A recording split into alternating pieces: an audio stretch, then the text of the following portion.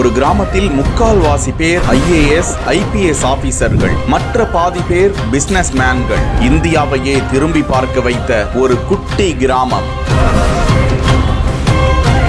உத்தரப்பிரதேசத்தின் ஜான்பூர் மாவட்டத்தில் உள்ள ஒரு சிறிய கிராமம் தான் இந்த பெயர் பெற்றிருக்கிறது. அந்த மாவட்ட தலைமையில் இருந்து 11 கிலோமீட்டர் தொலைவில் அமைந்துள்ள மாதவ்பட்டி என்ற கிராமம். அந்த கிராமத்தில் மொத்தம் 1174 பேர்கள் தான் மக்கள் தொகை என்கிறார்கள். அதில் 736 பேர் உயர்கல்வி பெற்றவர்களாம். ஜாஃபராபாத் சட்டமன்ற தொகுதிக்குட்பட்ட அந்த கிராமத்தில் டாக்டர் ஹிந்து பிரகாஷ் என்பவர் 1952ஆம் ஆண்டில் முதல் முறையாக IAS அதிகாரியாக உருவானார்.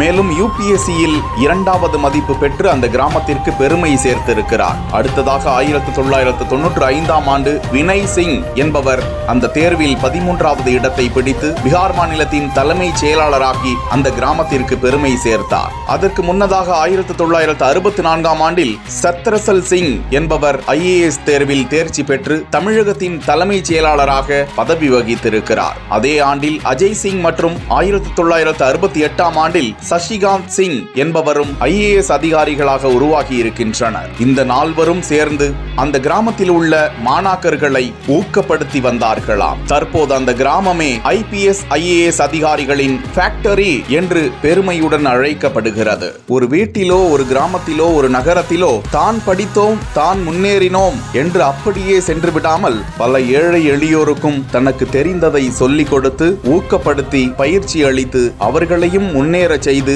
அதிகாரிகளாக உருவாக்கி அழகு பார்த்த அந்த கிராமத்தில் உள்ள மூத்த அதிகாரிகளுக்கு ஏராளமானோர் நன்றிகளை தெரிவித்து வருகிறார்கள். மொத்தமாக தற்போது அந்த கிராமத்தில் 51 பேர் IAS IPS IRS போன்ற அதிகாரிகளாக உருவாகி உள்ளனர்.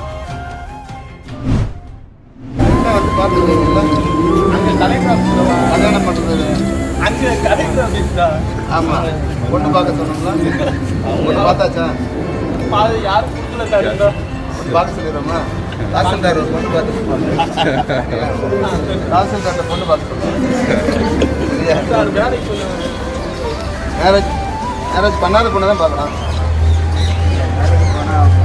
ஓ, வேலைக்கு போனா சரி, நான் வேலை ஏதாவது பண்ண